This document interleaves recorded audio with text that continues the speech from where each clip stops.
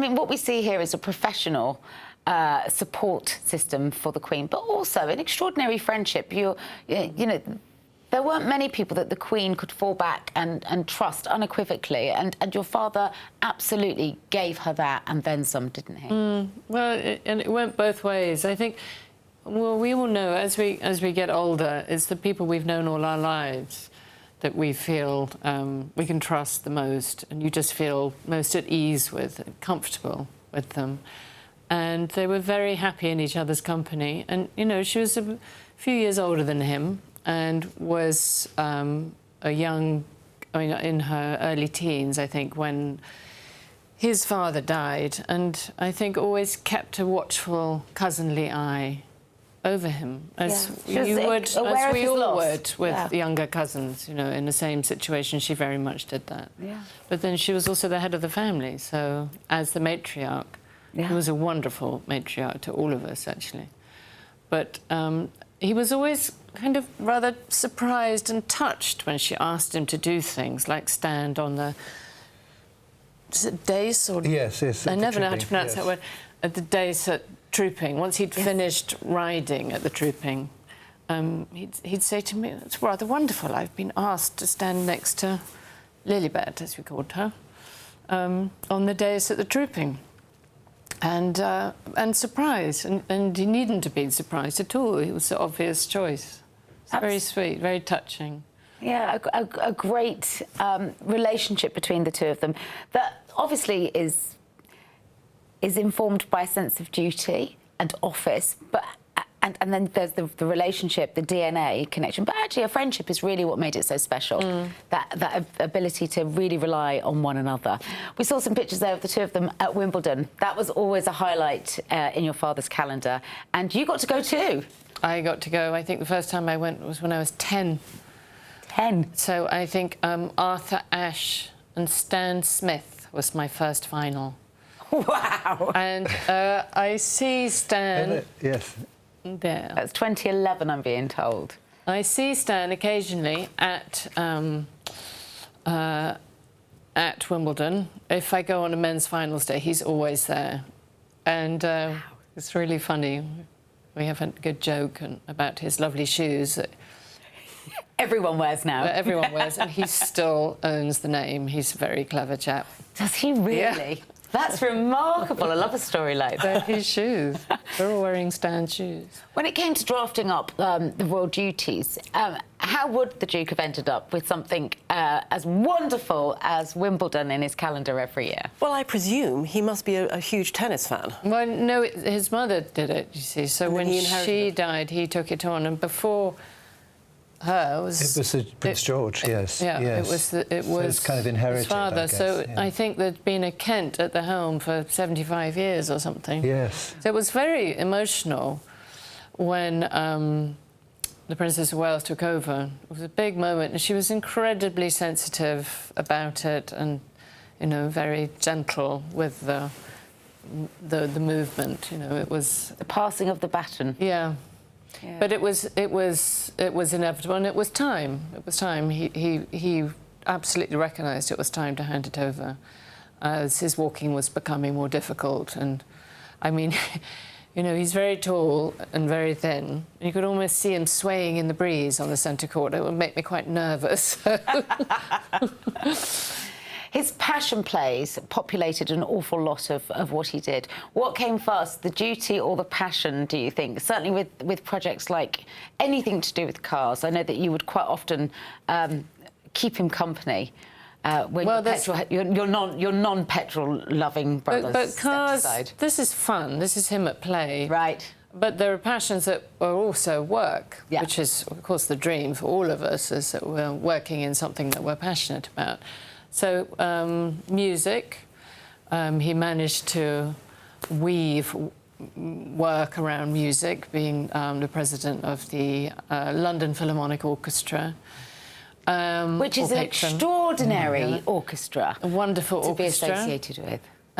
What else can we think of? Wigmore Hall, of course. Wigmore Hall. Yes. And then he likes jazz too, doesn't he? He loves music, and he's so knowledgeable. So knowledgeable. I mean, he can tell you He'll listen, he'll go, the tone not quite right. He's skipped a beat, he's missed 2 movements, he's missed a passage of music. I remember him complaining to somebody at Glyndebourne that they'd skipped 2 passages. I'm like, what? He was really quite cross.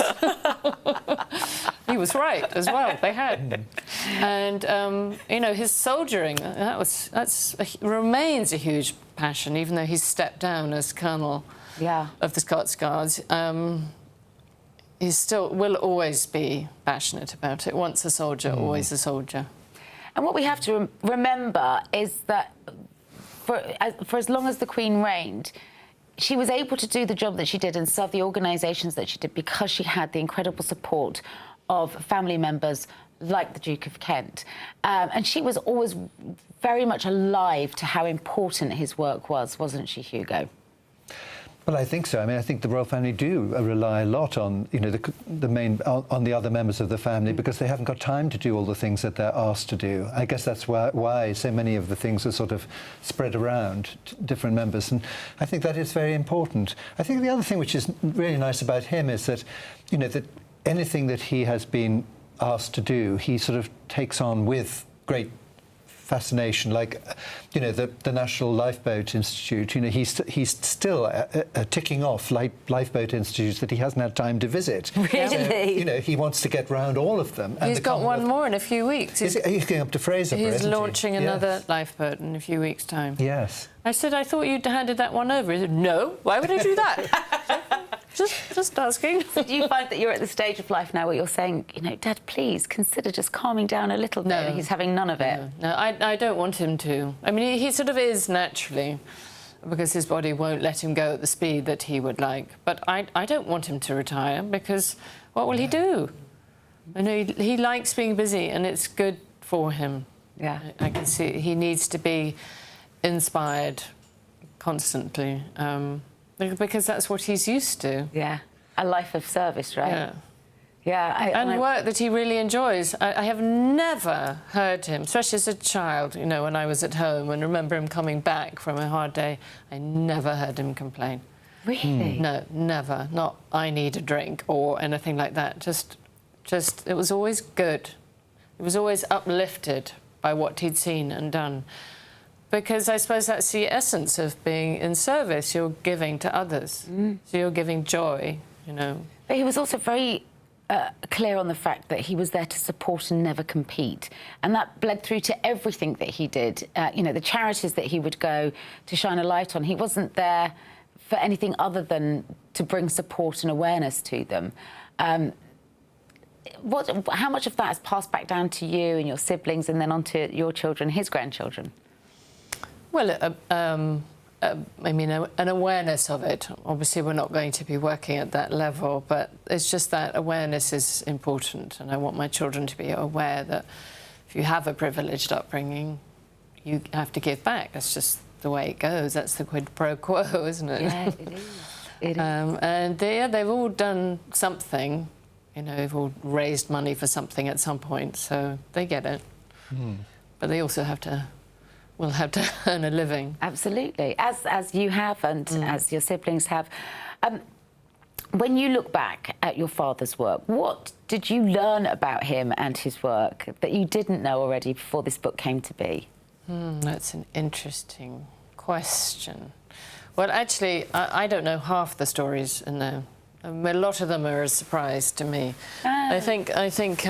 Good work, Hugo. Yeah, really good work. I mean, I think that's the key thing with this book was my father's memory is extraordinary, you know, going back 50, 60 years, but key were the questions that Hugo asked, because you don't ask the right question, you won't get the right answer. Totally.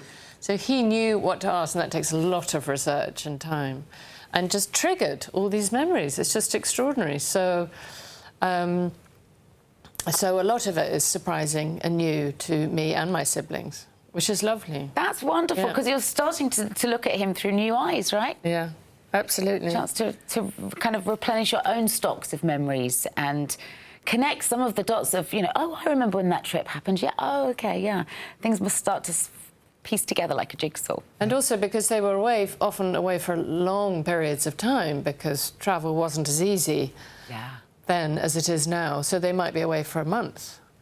Yeah. Whereas now, you know, as parents of young children, you would try not to go away from them for longer than 10 days if you could, yeah. You could. Yeah. But Back then it was that very different, wasn't it? Very different. Which I guess is what makes the family time that you write about in this book so important. And Christmases at Windsor, you know, we just saw how busy that balcony was back there. I mean, this was very much the scene at Christmas at Windsor, wasn't it?